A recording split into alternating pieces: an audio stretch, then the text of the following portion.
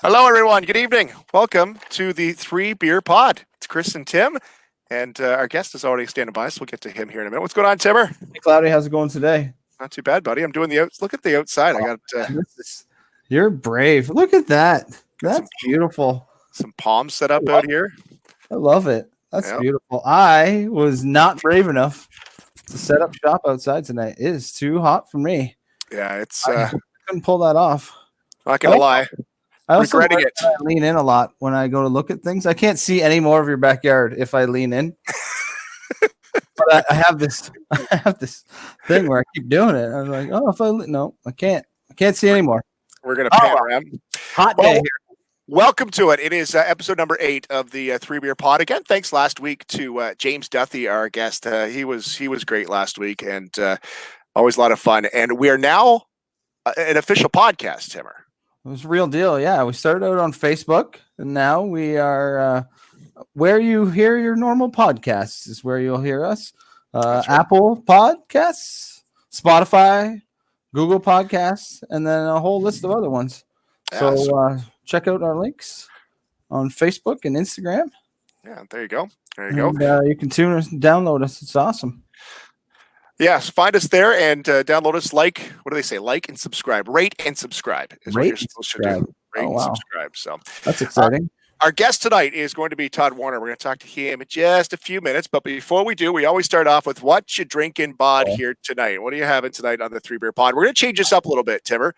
We're going to give you everything we're drinking right off the top because I am guilty of not getting 3 beers in on every show. But yeah, and you get called out for it. All the time.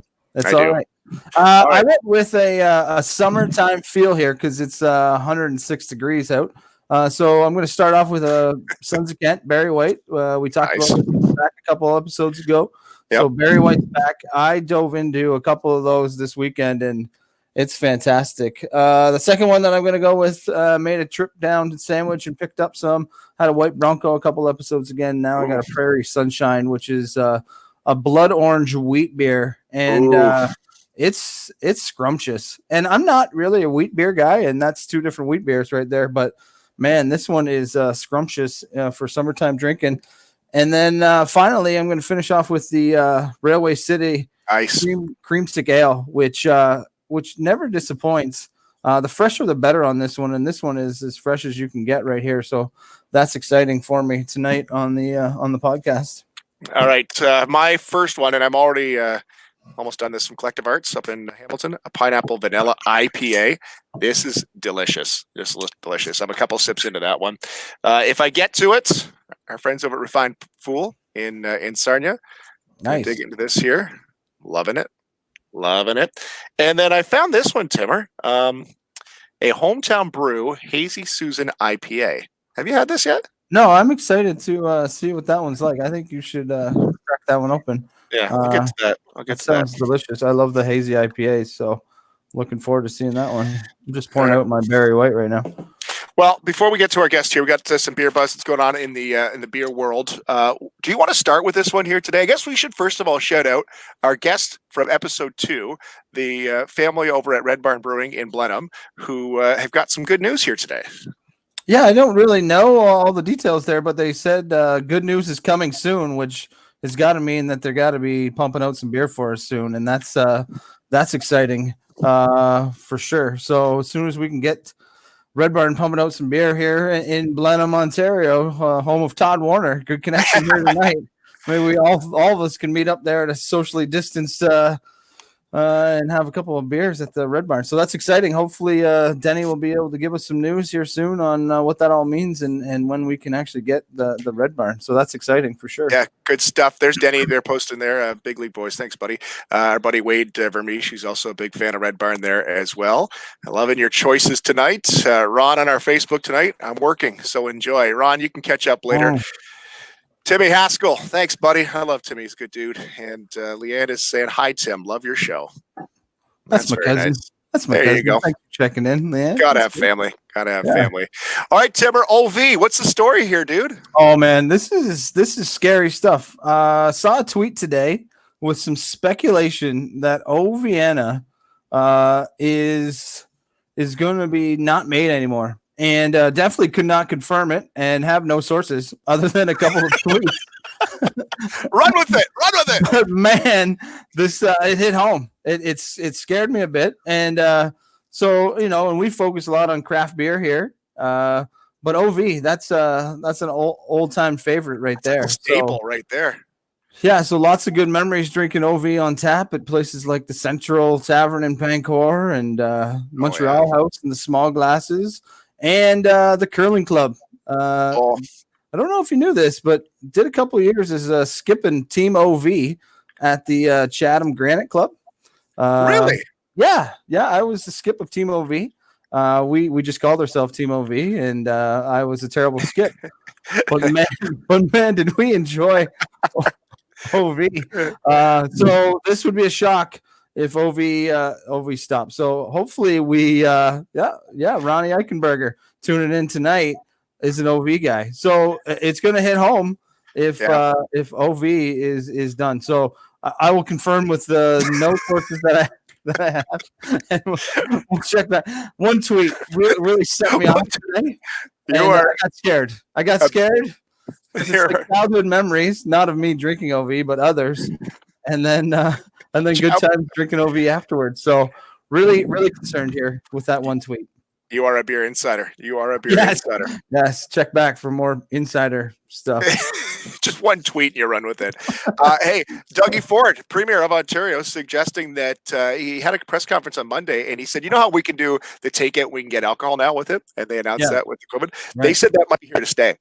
So way back in March, they kicked that off, and they say that's really helping restaurants right now. That they obviously need more help, and we need to keep ordering out and supporting our local restaurants. But they're giving great feedback on that, and it's been a success so far. So if you are doing that, keep doing that and support those. Keep doing it. I haven't tried it yet.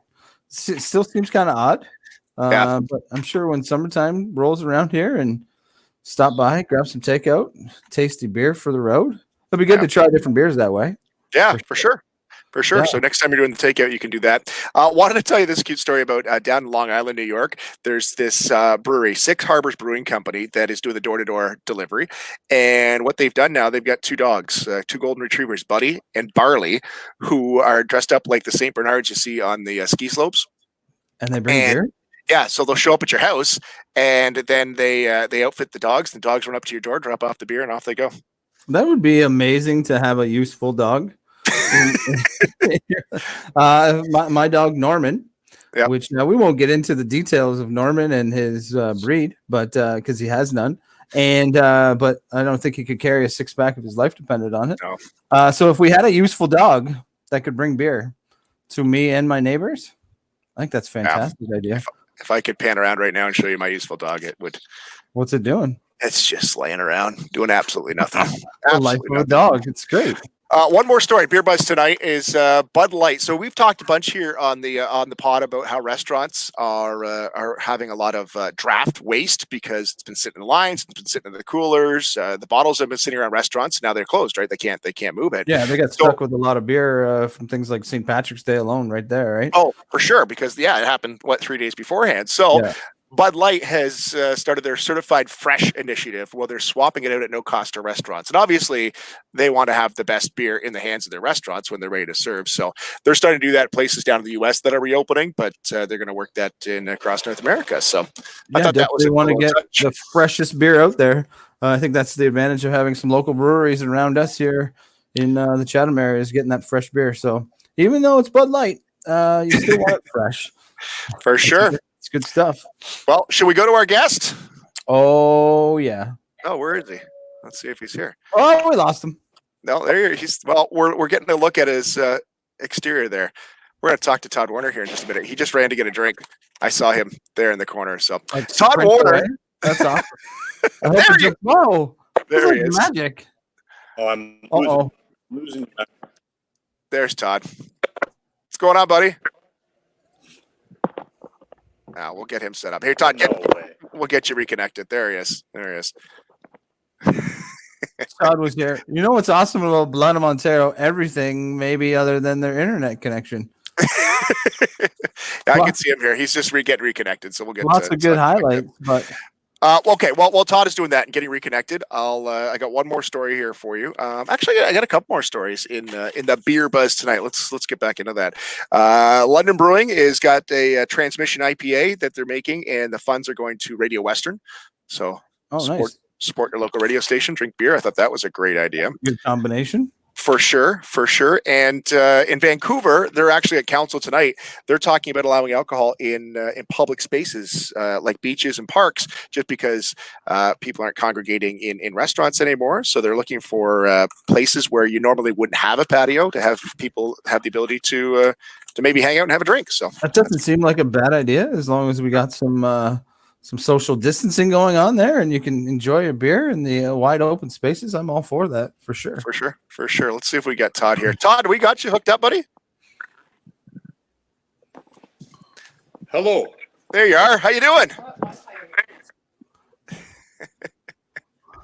We are getting a horrible connection in Blenheim today. I see you and we hear you intermittently, but it's not coming in too hot right now. How's that? Better? There you go. That's better. You're frozen, but we're hearing you loud and clear. For 10 minutes. Well, you caught the best part. Okay. What's going on, Todd? How have things been? Really good, boys. Congratulations on the new 3Beer podcast. I'm impressed. I know Mac well. I don't know you, Tim, but he's a connoisseur. You're in good hands. I am. He's been carrying me. I'm not going to lie, Todd. He's been carrying the ship. I drink some beers and talk some stuff, but I know I'm in good hands with Cloudy here for sure. Appreciate you coming on. Yeah, so Todd is a guest here and a buddy of mine and now of yours too, Tim. Are you having a beer with us tonight, Todd? What are you doing? I got my standard Bud Light. We had a long day in the yard today, boys, so I just needed something cold. Yes. I hope it's fresh. That's all good. I haven't having these. I got to show you these. It's not a beer.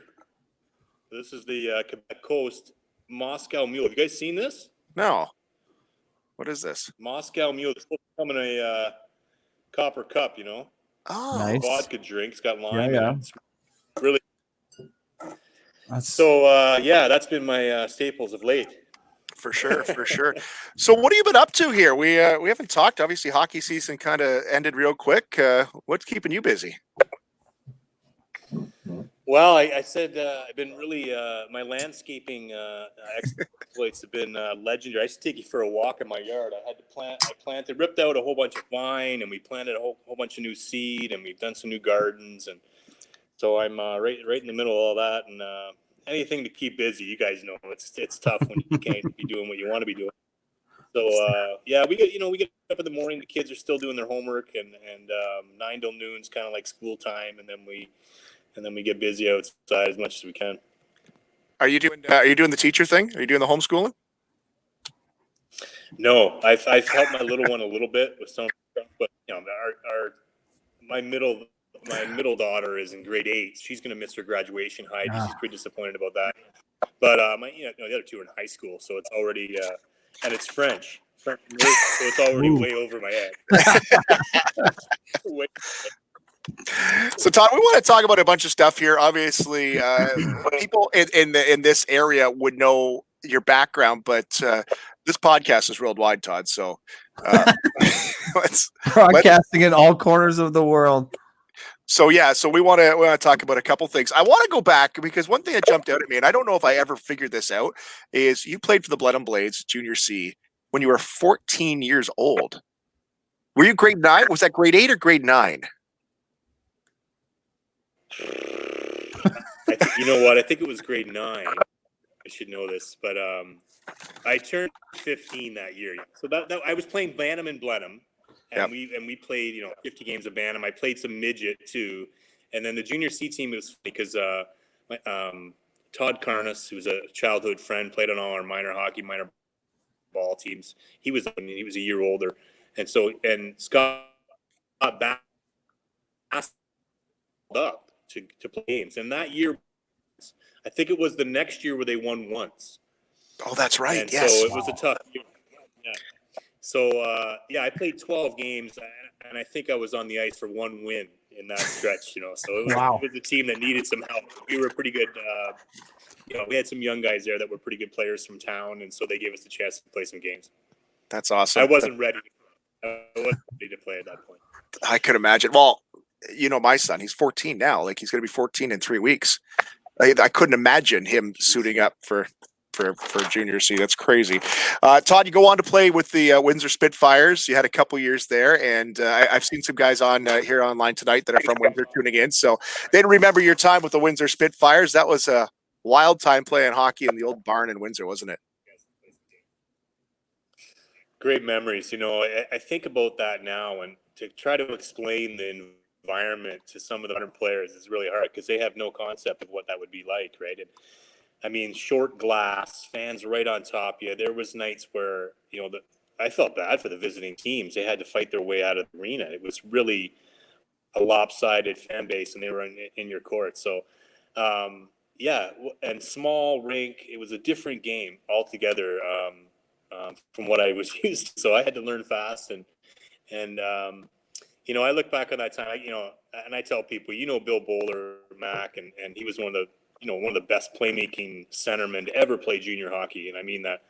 And he was my centerman part of my second year. My first year was Corey Stillman, who 2-time Stanley Cup winner. So I came into the Spitfires at the right time as a winger who wanted to shoot the puck, and had great players. I mean, Motor City Smitty was my coach, and he gave me an opportunity right out of the gate as an underage player, and that wasn't the norm at the time. So.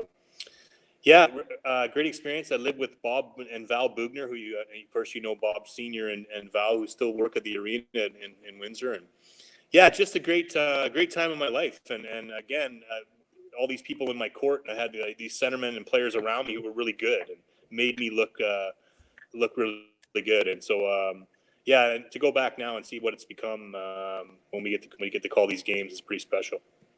Todd Warriner is with us here tonight, Timmer, on the 3BeerPod. Now, those that are tuning in and might not know hockey or might not really know the story between the Windsor Arena. It's an old barn. It's tight. And back then you're right. You fight your way out of the arena, but every player that I've ever talked to has a story about playing at the Windsor Arena in downtown Windsor. Have you got a good one for us you can share? That you can share. I remember, there was birds. You've heard stories of the birds that would fly around. So they had the old fan from the end of the arena. And birds used to fly around. There was times in practice you'd be skating around. It was like someone was dive bombing. Like somebody was like a shadow would come over. There was a night we played London in the playoffs, and Don Van Massenhoven was the ref. And Motor City Smitty to this day will tell you that the puck had crossed the line right down in our corner, and we'd won the game in overtime. Of course, it got called back, and we lose. And it was against the London Knights. Chris Taylor actually beat us, I think, that night. Anyway, so Smitty was still mad at Don, and he was waving the white flag like Roger Nielsen did, and we were on the ice, and it was like it might blow up into a brawl at the end of the game, but it didn't. But the fans were throwing like slushes and Coke and everything on the ice. And I remember leaving the ice, and my jersey was completely blue from the blue slush that hit me from the crowd. That is so awesome. That is so awesome. So that happened all. This is a story I love, and I've gotten you to tell it many, many times. So, as a junior hockey player, especially in Canada, you get the chance to play for the World Juniors, and that's the tournament over Christmas that Canada just won this year. But Todd, explain the story about your World Junior tryouts and how that all went down. I don't even know what year it was, but it's still one of my favorites. Well, it still hurts that I got cut. That's the deal, right? So that's probably why it's fresh in my mind to tell so often. But I was rooming with Jeff Bess. You guys remember, and he's still coaching now. He coaches down in Evansville in the Southern Professional League. And after I tried out, some of the networks would cover the event and the picking of the team. You guys know, so they would actually knock on doors and say, "You made it, you didn't make it," and it was made for good TV because these young kids were, hungry to make this team and go away at Christmas and represent their country and all those things. But this time, of course, it wasn't on TV, but it was the same thing. It was a phone call in the morning, and you found out whether you made it or not, or if your bags are packed in the lobby. So the phone rings, and Jeff answers it. And of course, he's like, whatever he says, and he says, "It's for you." So then I know I'm the guy that's getting cut, right? So I there's little fanfare. There's no media scrum or anything like that. Like this time, I walk in the lobby and there's my bag, and there's the Robert Q bus. I get on the Robert Q bus, and the camp had been in Kitchener, so I get on the bus and take this Robert Q from Kitchener back to Windsor. And so keep in mind, this is like December 19th, whatever it would be, 20th kind of thing. And so Robert Q all the way back by myself, all the way to Windsor. And I get to the front of the Old Windsor Arena, and the guy says, "That's $100 for the Robert Q van." I could pay for the taxi, right? 18-year-old junior. I have no money. So I walk into the office, and there's Steve Horn, who still works for the Spitfires today. And he's young at the time, and he's just mortified to know that I'd gotten cut. And I said, "Steve, listen, the guy in the van wants $100. Can you pay him?" Like I thought, Hockey Canada would have covered that. You know what I mean? So he's panicked. He's sweating and he's nervous. He's like, I'm thinking back, I got caught, whatever it may be. He's like, "Toddy, just sit still for a bit, and I'll get the money and just hang out here in the lobby," kind of thing, in the front of the old building. So I'm like, what's going on? I grab my bag and I'm sitting there. He pays the guy off. He comes back and he goes, "Wayne Maxter wants to see you." So the GM wants to see me in his office. So I'm thinking, he's going to say, "It's too bad, I finished strong, whatever. It's tough team to make." He says, "We traded you to the Kitchener Rangers." I take the Robert Q. Robert Q. Get cut. I have to pay for it. I need to get traded right back to where 2 hours. Come on. Oh man, that's awesome. I love that story. And Timmer, I've heard a lot of these stories, and I hear them over and over again. So, Todd, you're drafted by the Quebec Nordiques. There was a lot of talk that year in '92 about you being the first overall pick. You were the top North American there, and they end up dropping to number 4 to Quebec. What was that like? Like nowadays we're hearing about Connor McDavid and we hear about him the whole season, and we're looking at him to get the first overall pick, and hearing about this year's draft and Lafreniere and the countdown to how that draft goes. Was it similar back then in '92 to counting down and that first overall pick in that first round? Well, to be honest, I thought, so this is another one of these stories from junior, but so I was rated first, if you believe it. And so Tampa was picking first that year. And I'd been to Tampa in, say, early May and met with Phil Esposito and Tony and all the staff. And there's 3 or 4 of us that had gone, and then I'd gone back. And they basically said to me that I was gonna be their guy. They were gonna take me. So for 6 weeks leading up to the draft, I thought that Tampa was going to take me first overall. So we're in Montreal. I drove down with Donnie Meehan in his car, and I'll never forget. We got there like Thursday, and so the draft isn't until Saturday. It was a full day then, and Friday night I get a call in my room at the Queen Elizabeth Hotel in Montreal, and it's Donnie Meehan, my agent from Newport. He says, "Toddy, come down to my room. We got to have a talk." And I said, "Geez, okay." So we were planning on. I had all my friends down there. We were planning all the guys that were going to get drafted. A bunch of guys that I knew in the league. We were going to go down on St. Catherine Street and have a good time. See Donnie, and he says, "Hey, listen, Tampa's just had some of their meetings with their scouts and their executives, and they want to let their scouts pick the first player ever in franchise history." So the scouts decided they were going to take Roman Hamrlik, but I only found that out like at the 12th hour, the night before the draft. So my immediate family and friends and everybody are thinking, because I told them in the months leading up to the draft, that I was going to go to Tampa. So I had sort of a gag order for 24 until the draft ended to not say anything publicly, or to anyone for that matter. So I'm sitting on the draft floor. Wow. And I'll never forget it. So all my friends and family are behind me, and they think, except for my mom and dad, they all think I'm going to get drafted by the Lightning. So the Lightning goes up, and they pick Hamrlik, and there's sort of a collective groan from the area that what happened there, right? So I don't have any idea, because I had not interviewed I hadn't interviewed since about January. I remember I met with the Rangers and the Sharks during that period. It wasn't like today where you would walk into a boardroom, and they have like the car wash where you go through everybody and all the teams interview you in one day.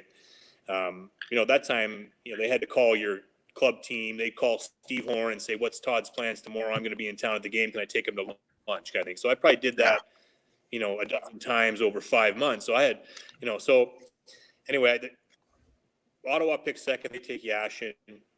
San Jose's up at 3. I think, well, okay, I did talk to them a while ago, but I don't know. I haven't spoken to them recently. They take Mike Ratchie. So I'll never forget it. Like, I'm literally as like the common fan at this point, because I have no idea where I'm going. You know what I mean? So I'm sitting. My family is this way, and my agent is right here beside me. So my mom and dad are beside me, my sister, and I'll never forget it, because Donnie Meehan, who's one of the nicest, salt of the earth people you ever meet in the sport. He gets the nod from Quebec at 4. So he's looking over at the table, and it's Pierre Gauthier and Pierre Paget. They stand up and they kind of give Donnie, like, yeah, we're taking your guy. And Donnie goes, oh, shit, Quebec's going to take you. Montreal Forum. And there's my agent. Oh, shit, Quebec's going to take you. I was thrilled. I didn't even care. You know me, Max. So I went up. And you'll remember the year prior to that was when Eric Lindros refused to put the jersey on, the Nordique jersey, the year prior, because of his grief with Marcelo Bou, the owner at the time. So I go up unknowingly. We're at the Forum in Montreal. I'm expecting to get booed because I'm putting on the Nordique jersey. But I put on the Nordique jersey at the Montreal Forum, and they give me a standing ovation. And at first, I'm like, it doesn't dawn on me as to why that would be. Like, maybe I'm just happy that I finally got that. But it was actually because I had the jersey on, and the Francophone people were applauding me for doing that. So it was pretty cool. But that's how that all played out. That was literally the last 24 hours leading up that I had no idea what was going down. Wow. And then you actually never actually played a game for them either. So, Todd, I don't want to take up your whole night here, but Tim, we wanted to ask about the Olympics, right? Because you were in the 94 Lillehammer games, got the silver medal. You may remember Peter Forsberg one hand. I'm sure you remember it. I watched that one yesterday when we confirmed that Todd would be on. I went back and watched that. I guess did Team Canada or did Hockey Canada foot the bill for that one, Todd, or did you have to pay your own way for that? The cab ride, they actually pay. They hooked you up. Oh, you mean later on? Oh, I never got reimbursed my cab ride. Okay, they picked me for the Olympic team, so I forgot real fast. Fair enough. Can you tell us a little bit about that Olympic experience, Todd? What was it like to play for Team Canada in the Olympics? I think it's something that everyone dreams of.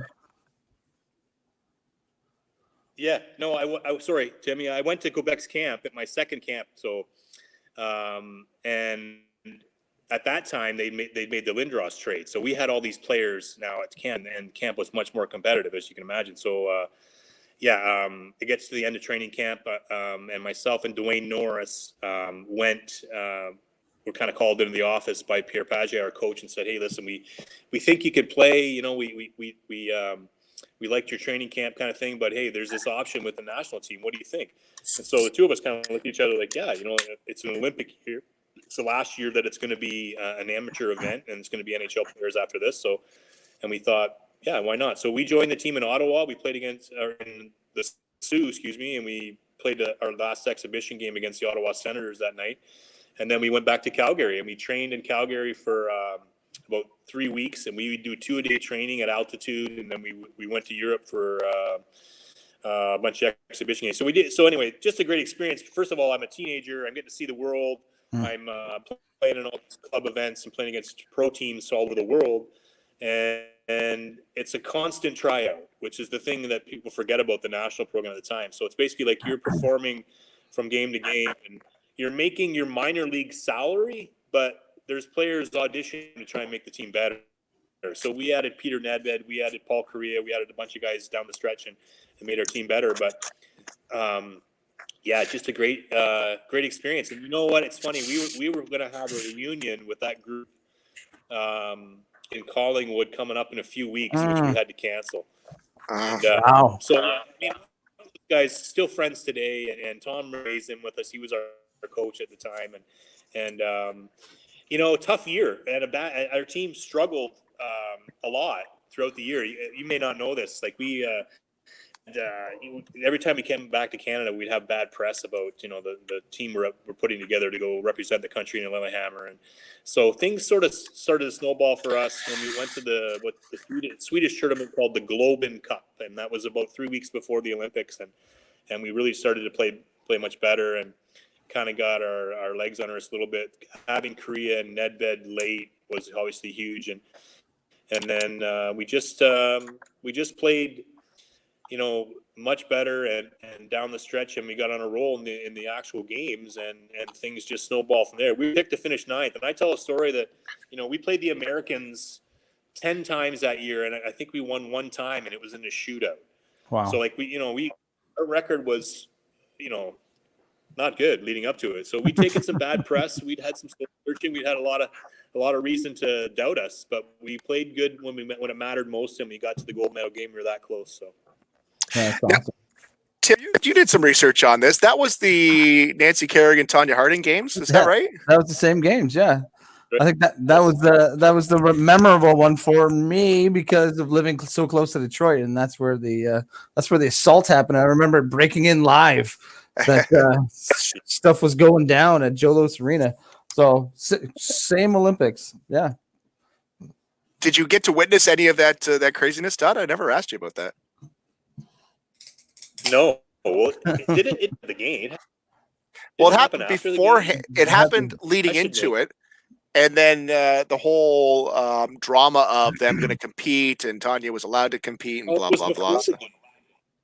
Yeah. Right. Okay. I don't remember having much. First of all, I got hurt in the middle of that Olympic Games, right? So it was tricky for me. I was on my own schedule midway through, but I'll say this: the village was really cool. Like just getting to meet. That's maybe the thing, other than the way we really came together in the 11th hour, is probably the thing that I'll remember most. Just meeting athletes who I'd watched and admired from a distance. And I always say, like, as hockey players, we're so hardwired for our own sport and the things we do, and we forget there's a whole other world of really good, determined, athletes out there that are doing their own thing in their own way. And so I think it was really good for us. And I talked to guys about it while we were in it.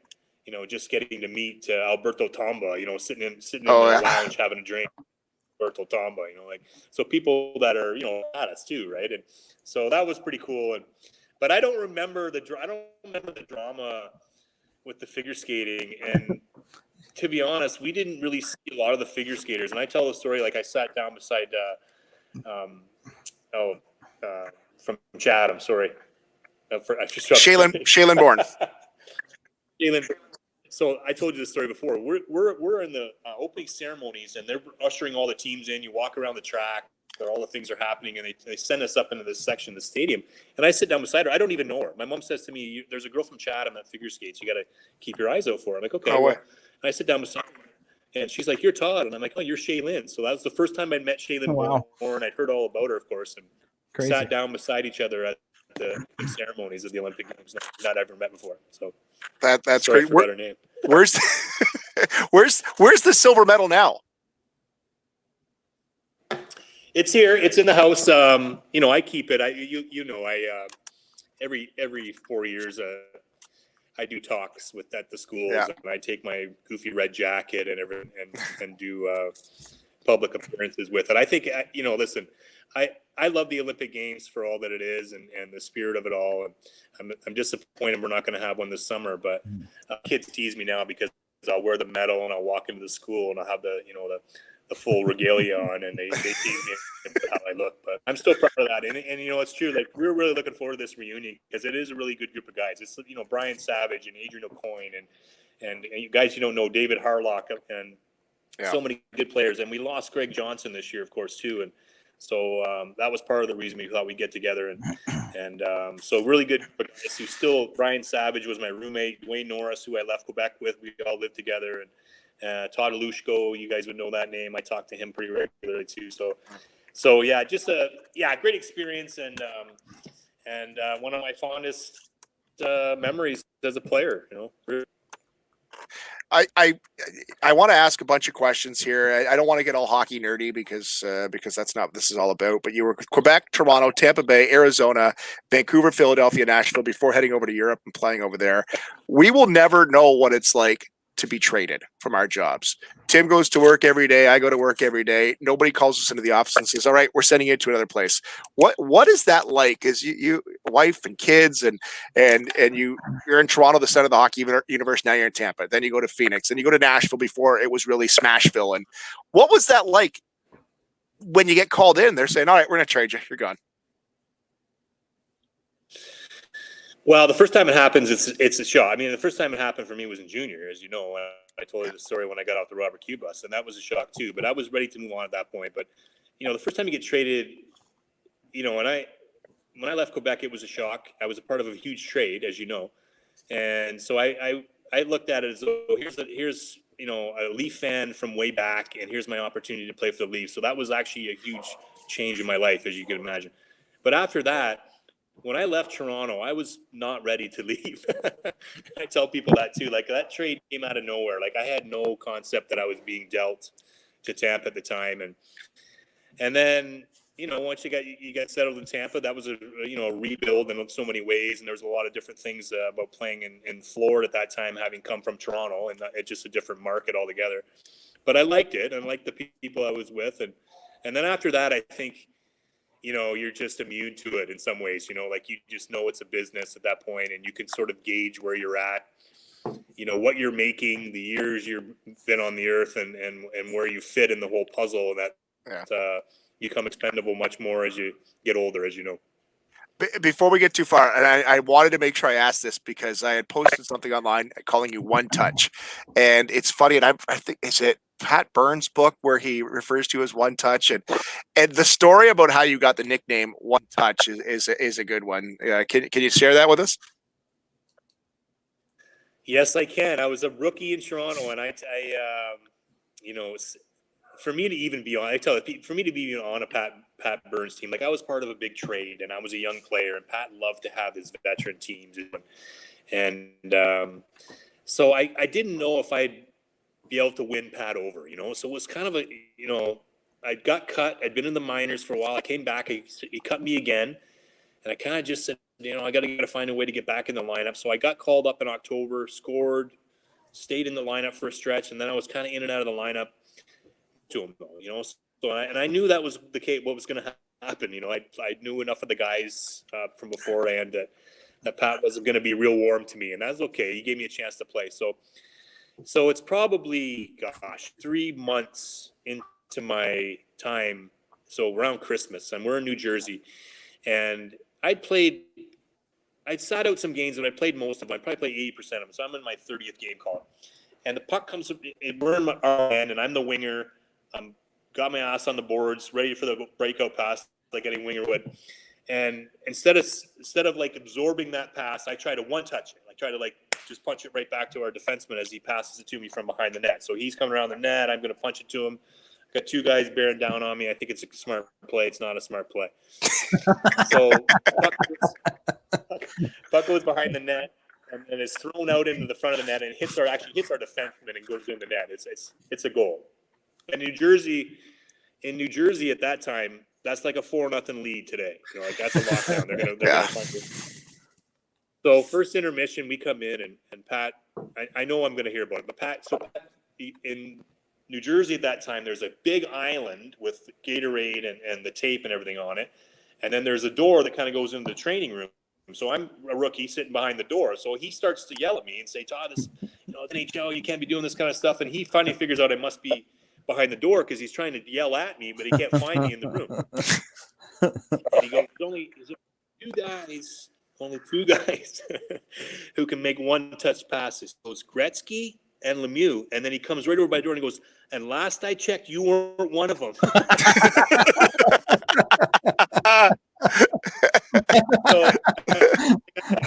So guys come over. The guys come over, give me a tap on the shin. "Hey, don't worry about it, whatever." I'm like, no problem, whatever. So the next week in practice, I scored a goal. This is maybe 3 days later. And I hear Benoit Hogue, his French accent. He goes, "That away, one touch." So I start chuckling. I hear it. I'm like, well, I can't laugh about that. And Burnsy will kill me. And then I scored again later in practice. And Mike Gartner, of course, veteran guy, well respected. He's like, good job, one touch. And I got again. So I skate. I never forget. I skate down by the visiting bench during practice at Maple Leaf Gardens, and I park myself down there away from all the chatter, thinking Burnsy's probably just burning a hole in me at that point. Well, I see him coming down. I see him skate towards me, coming down from the other bench. I'm like, oh my God, he's gonna have me in St. John's by lunch, So he kind of leads in. I see him out of the corner of my eye. I'm like, oh my God. He goes, well, looks like you got a nickname, eh, kid? And then he skated away. I love it. Burnsy, because he actually, this is one of the first times he's ever spoke to me, other than when he was cutting me, sitting me out. He came down and he kind of shuffled right in beside me and was like, "Hey, looks like you got a nickname, eh, kid?" And then he skated away, and I thought that was pretty cool. So that's so awesome. So you were there at the time when the Leafs left Maple Leaf Gardens, and then you go to the Air Canada Centre. First game against the Montreal Canadiens. You'll go down in history as the guy who scored the very first goal in the Air Canada Centre, now Scotiabank Arena. And it was a wicked wrist shot right into the top corner, wasn't it? It was no doubter. Yeah. Can't get away with that now, Matt, because they have YouTube. They have this thing called YouTube. So I tell my kids it was end-to-end rush. Yeah, it was a neat. It was a neat thing that happened. I said it was my 7th goal. You know what I mean? It's February 20th, and it's my 7th goal of the year. So it's a good thing, a cool thing to happen to a player like me. I think those things are often superstars that get those kind of accolades. So. Yeah, it was a broken play. Won the face-off was really the only thing I did, and the puck bounced a few times and then found its way on my stick, and I swatted it in. So they took the puck, they took the stick. It's in the Hockey Hall of Fame.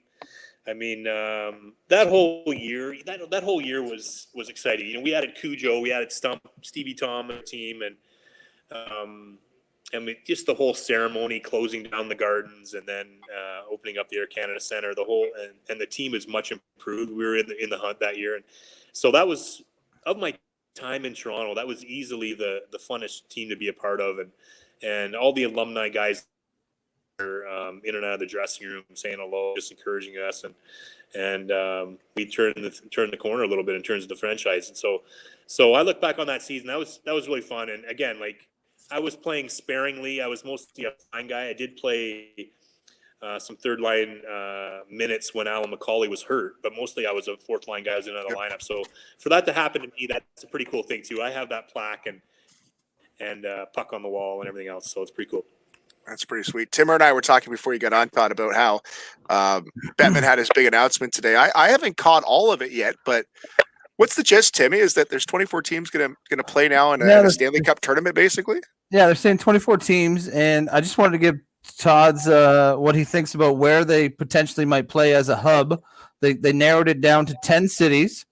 They are Chicago, Columbus, Dallas, Edmonton, Las Vegas, Los Angeles, Minneapolis, Pittsburgh, Toronto, or Vancouver. So as a player, you're going to be quarantined away from everybody to play hockey.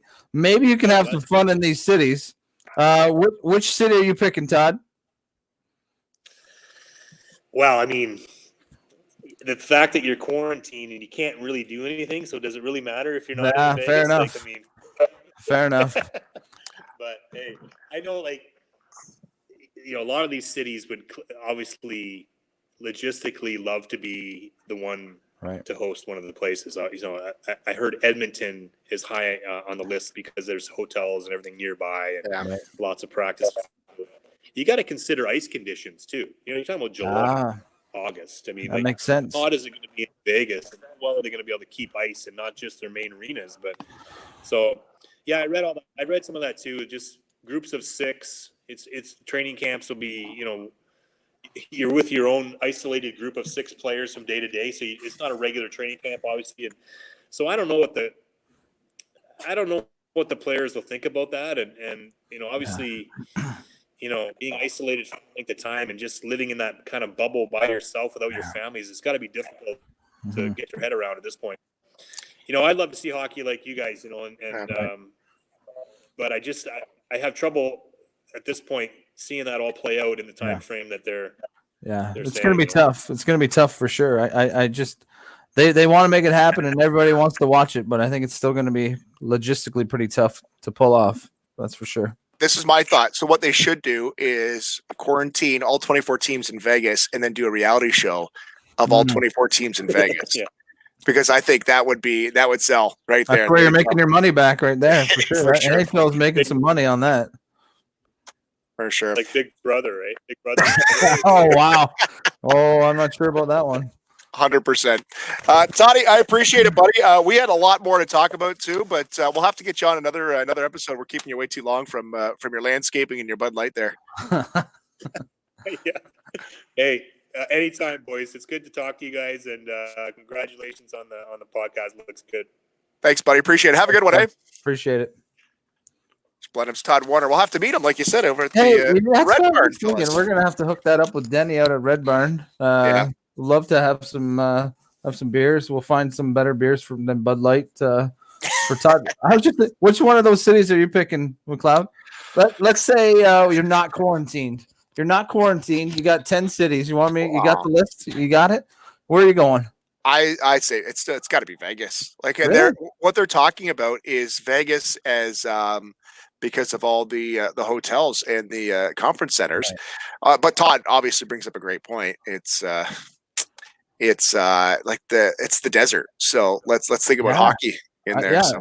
It's just fog galore, and all you're doing is playing. There's no fans. You're just playing in a foggy arena. I don't know. I think you bring it up to I don't know, Tuktoyaktuk, Arctic Canada. That's the only way you're gonna get some good ice.